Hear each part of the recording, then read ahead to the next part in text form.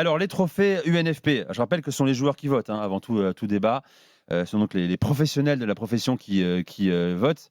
Alors, on peut toujours contester l'idée selon laquelle ils regarderaient les matchs, ou pas, d'ailleurs, on ne sait pas. On peut douter effectivement de leur assiduité devant les matchs de Ligue 1 pour avoir un avis précis. Alors, le PSG, bien sûr, comme on l'avait imaginé, a tout écrasé. 12 récompenses. Désiré Doué, meilleur espoir de la Ligue 1, devant Ben Seguir, João Neves, André Santos et Ayoub Boadi. Pas de débat là-dessus, les gars, ou pas?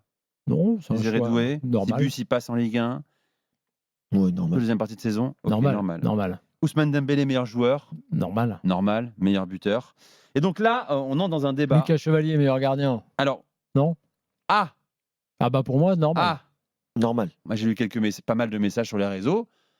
Marseillais, bien sûr. Geronimo Rulli, deuxième gardien titulaire du deuxième de Ligue 1. Régulier cette saison. Les gars. C'était avant la boulette. Non mais attends, Avant la boulette. Pas la boulette. T'as rappelé les règles. Non mais t'as rappelé les règles, Nico. Ouais. C'est les mecs qui votent. Ouais, mais tu votes pas en te disant tiens, quel classement de l'équipe, sinon tu vas mettre tu mets Donnarumma meilleur gardien, Luis Enrique meilleur entraîneur, puis terminé. Tu te dis qui a fait la meilleure saison? Non, t'es gardien. Tu te dis tiens, qui est pour moi le meilleur gardien de la saison? Comme ça. J'ai joué des matchs, j'ai vu, je suis gardien en Ligue 1. Le mec, on dit Lucas Chevalier, tu peux pas dire. Ou Donnarumma? Non, mais non, tu peux pas dire que sur le côté Chevalier, complet. Il a été plus impressionnant. Oui, puis il est plus complet. La vérité, c'est que, on a vu un spécialiste des gardiens qui coach Thibaut Courtois. Il va revenir cette semaine à l'after. Et qui est très très bon et qui te disait déjà, là, au début de la saison ou en moitié de la saison, que en termes techniques, en tout cas, Lucas Chevalier est déjà au-dessus. Et qu'après, moi, mentalement, je ne l'ai pas vu craquer, Lucas Chevalier. Et je ne vois pas faire de boulette, d'ailleurs, Lucas Chevalier, au passage. Il en a fait une ou deux. Il en a fait une ou deux. Bon, enfin bref. Non, moi, je trouve que c'est mérité. Qui n'ont pas forcément amené un but, d'ailleurs. Ah oui. Non, mais je parlais écoutez, qui coûte. Lucas Chevalier qui se juge lui-même juste après la remise du trophée. J'ai pas eu de creux, j'ai pas eu des périodes où j'enchaîne des erreurs. Je sais pas si c'est une caractéristique d'un gardien en particulier. Il y a des gardiens qui ont plus tendance à faire des erreurs que d'autres. Est-ce qu'il faut se préparer? Non, parce qu'il faut pas se préparer à faire des erreurs. Mais il faut juste avoir conscience que ça peut arriver. Aujourd'hui, Donnarumma, il joue dans un club comme le Paris Saint-Germain, qui a beaucoup plus d'impact. Un club, on va dire que je suis sur les appuis. Et j'espère que ça arrivera pas trop souvent, parce que pour un gardien de haut niveau, il faut pas que ça arrive trop souvent. Bon, voilà. C'est vrai qu'il était régulier. Très intéressant. J'aime bien son analyse toujours à chaque fois. Intéressant, toujours. Non, mais c'est intéressant. C'est un gardien intelligent. Non, mais là, de parler que de ça, par exemple, c'est très drôle, très intéressant de voir. Il avait déjà dit une fois, tu sais, par rapport à l'équipe de France, qu'il pensait avoir le niveau, et donc il ne se cache pas. Et en revanche, il est tout à fait conscient de ce qui peut arriver, quoi, tu vois. Et il sait aussi que finalement, d'être à Lille, c'est presque une protection par rapport à des très gros clubs.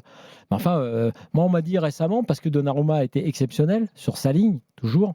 Alors, le gars, le débat Lucas Chevalier, vous l'avez enterré, mais pas du tout. Si tu peux avoir un gardien encore meilleur que Donnarumma, tu vas pas t'en priver. Moi, je suis complètement d'accord parce qu'aujourd'hui, un gardien qui doit jouer dans l'équipe de Luis Enrique, c'est un gardien qui a un jeu au pied meilleur que Donnarumma. C'est un gardien qui est peut-être meilleur sur les sorties. Et Chevalier, il est peut-être un peu moins bon que Donnarumma sur sa ligne, certes, pas de problème. Donnarumma, c'est un des meilleurs du monde sur ce plan-là, mais c'est pas pour ça que je prendrais pas un autre gardien si je pouvais le faire.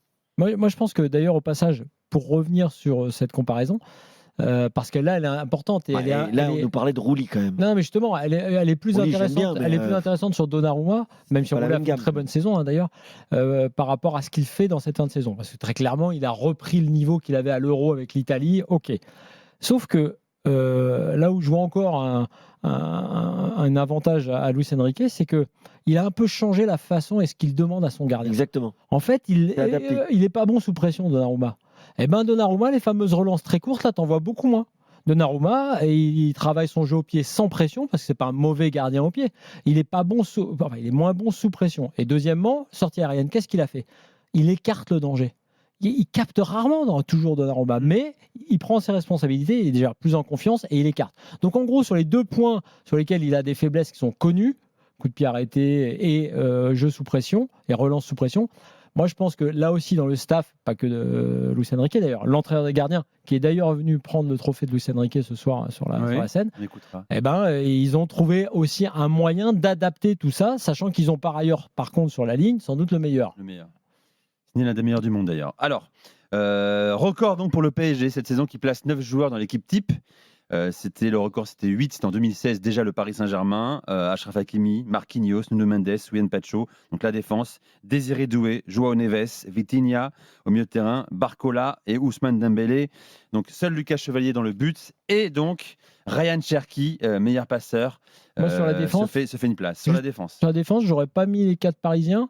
Non pas que Marquinhos fasse une mauvaise saison, mais tu vois, j'aurais mis un Diakité, par exemple, de Lille. Exactement, j'allais le dire. Tu vois, je trouve que Il y a Marquinhos aussi pour son côté décisif aussi, Diakité, c'est un mec qui marque des buts. Il marque des buts, et donc je trouve pas que ce soit une évidence de mettre les 4 de Paris. Tu vois, je trouve qu'il y a quelques défenseurs. Même comme ça que en Ligue 1. Adrien Rabiot soit pas dans cette équipe, je suis désolé, mais pour moi, c'est un des meilleurs milieux de terrain de Ligue 1. Aucun joueur du 2e de Ligue 1 dans cette équipe. Rabiot aurait pu l'être, bien sûr. Je pense qu'effectivement, Rabiot aurait pu l'être. Mais Rabiot, il est devant Doué aujourd'hui, dans cette équipe. Comme en équipe de France, par exemple.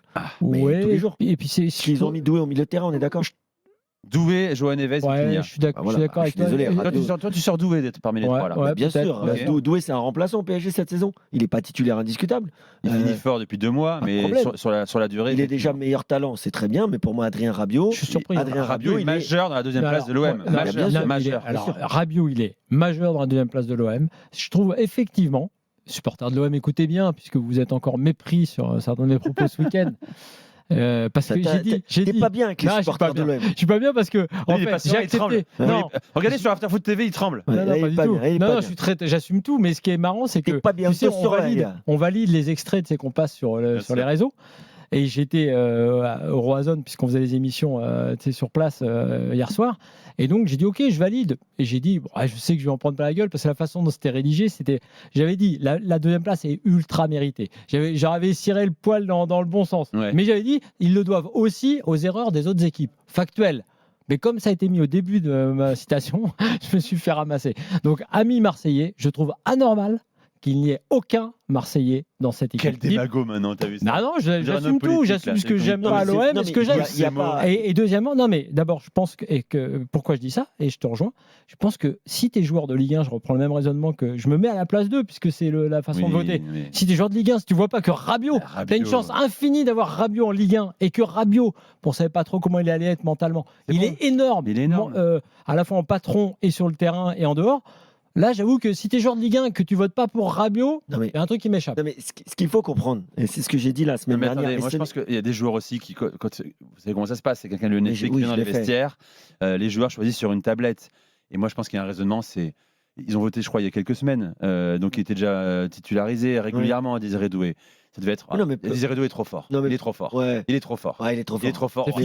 C'est FIFA, c'est Ballon d'Or. Mais c'est normal, il y a plein de gamins qui votent aussi. C'est pas que ça, les gars. Rabiot est moins spectaculaire que Désiré Doué. C'est pas un joueur frisson. J'ai voté pour les trophées du meilleur joueur aux Pays-Bas. J'ai voté pour les trophées FIFA The Best à l'époque, Ballon d'Or, machin.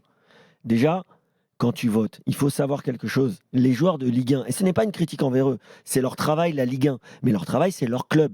Ils ont des vidéos, on leur propose les vidéos des adversaires, on leur propose certaines vidéos, mais ils ne regardent pas les matchs. Ils ne regardent pas les 9 matchs de la journée. Ils ne le font pas. C'est impossible. Ils sont dans les avions, ils sont dans les bus, ils sont dans les hôtels. Tu passes à côté de Marseille, de l'OM et du PSG. Mais ils regardent des bouts de matchs, mais ils ne regardent pas tous les matchs de Rabiot. Ils regardent le résumé ensuite sur DAZN ou je ne sais où. Il joue une fois ou deux contre Rabiot dans la saison. Voilà, il joue voit 2 fois l'impact contre des les gars équipes. quand même. Et encore, si le gars il est là, s'il n'est pas blessé ou suspendu, et sinon il voit quelques matchs. Mais il ne voit pas la saison comme nous on la voit, avec l'importance du gars tous les week-ends sur 90 minutes, et c'est pas leur métier de le faire. Bien, Cyril est avec nous, 32-16. Salut Cyril. Salut Cyril. Bonsoir. Bienvenue dans l'After RMC. Flo et Kevin sont là. Alors toi, qu'est-ce que tu penses de l'omniprésence qui est justifiée quand même, c'est un PSG écrasant, qu'il soit aussi nombreux dans l'équipe type et récompensé. Est-ce que ça te semble parfaitement logique? Logique, oui, ils ont écrasé tout le monde. Moi, il y a un seul trophée individuel que je comprends pas, c'est Désiré Doué. Moi, j'aurais mis Joao Neves, qui pour moi est bien plus fort. Mais après, c'est. Je suis complètement d'accord. Je l'avais oublié, mais pour moi, il a 25 ans, Joao Neves. Donc, non, il a 20 ans. Pourtant, et le Portugal, à mon avis, a de beaux jours devant lui, mais c'est un autre débat. Mais sur l'équipe type, on a déjà un problème de visibilité de la Ligue 1. Moi, j'aurais mis plus de joueurs d'autres équipes. Voilà, parce qu'un mec comme Neves et Vitinha, on sait qu'ils sont supérieurs à tout le monde, qu'ils roulent sur tout le monde. Moi, j'aurais mis un Rongier, j'aurais mis un Rabiot, un Santos. Ça fait Oui, non, mais- mais ça fait. Il faut que tu vendes aussi un peu la Ligue 1. On a un problème. La Ligue 1 perd de l'argent tous les ans parce qu'on n'arrive pas à vendre les droits. Moi, Oui, mais je vois les joueurs du PSG, ça me donne pas envie de regarder la Ligue 1. Il y a que le PSG. Je regarde même plus leurs matchs en Ligue 1. Je regarde qu'en Europe. Je regarde pas les matchs de l'OM parce que voilà, ça me donne pas envie. Et si je vois pas de joueurs, s'il y a pas de nom que je connais, ça serait bien de nous mettre 2-3 noms. Là, j'ai entendu Diakité, je crois que c'est de Lille. C'est Fogotro qui a dit. Bah ouais, ça me donnerait envie de regarder. Si tu mettais un peu plus de joueurs. Là, on voit que le PSG. Bah, moi, ça m'embête un petit peu, même si je comprends. Non, mais dans là le fond, où je te rejoins, Cyril, c'est que effectivement, le PSG sur cette Ligue 1, il l'a écrasé évidemment, mais c'est pas quelque part là où tu repères le plus les joueurs. Là où moi les joueurs m'ont impressionné au PSG, c'est en Ligue des Champions où ils ont pour certains haussé leur niveau de jeu. Que tu mettes Hakimi, oui, parce qu'Hakimi il a été quasi constant tout le temps partout à peu près. Il n'y a personne qui est au niveau d'Hakimi en Ligue 1. Mais c'est vrai que par ailleurs, après, tu as quand même des places pour faire, on va dire, un ratio de 6-7 et puis 4-5. Sur certains postes. Bien sûr. Il y a de la place pour d'autres joueurs en Ligue 1 parce que c'est vrai que ça laisserait entendre que, en gros, tu as le PSG, mais vraiment ailleurs, il n'y a rien du tout. C'est faux. Un Zakaria, par exemple, aurait peut-être pu s'inviter dans le débat. Il est majeur à Monaco. Oui, mais quand même. Non, mais c'est vrai, ça aussi. Bon, voilà. Mais Cyril, merci d'être venu. Zakaria n'a pas été là. Le Monaco a eu plus de résultats pendant un moment. Exactement. Donc, il y a des une joueurs. dépendance. Après, moi, il faut nous vendre la Ligue 1. Il faut nous donner envie de regarder les matchs, de s'abonner. Et de vendre un peu plus. Sinon, les joueurs, après, ils se barrent à l'étranger. On les a jamais vus jouer. Puis on dit, il est passé par là. Je savais même pas. Alors que les joueurs du PSG, on les connaît. On les voit toutes les semaines. Et même en Europe. Là, il n'y a que le PSG qui est en finale. C'est très très bien. Moi, je suis pas un pro PSG. Je m'en fous du PSG. Après, la Ligue 1. Mais l'Europa League, la Conference League, on est absent. Et ça serait bien qu'on valorise le champinat pour qu'on soit meilleur, qu'on rattrape les Anglais, les Espagnols et tout ça. Après, il y a un truc qui, moi, ne me plaît pas dans ce genre de trophée, d'ailleurs, des trophées individuels, évidemment, c'est que même l'équipe type, c'est vu de façon individuelle. C'est-à-dire que tu remplis les cases en disant « Tiens, je veux un arrière droit, je veux un arrière gauche ». Alors qu'on a vu, évidemment, que cette année, par exemple, Brest, ou Lille même dans sa bonne période, c'est un collectif, c'est difficile de sortir un mec, sinon tu vas mettre Benjamin André aussi. Donc si tu sors et si tu commences à composer une équipe en balançant juste des noms pour chaque poste, c'est vrai que tu as tendance à prendre, on va dire, les noms les plus connus. C'est vrai que tu oublies un peu, on va dire, l'aspect collectif du truc. Tout à fait. Cyril, merci d'être venu dans l'after.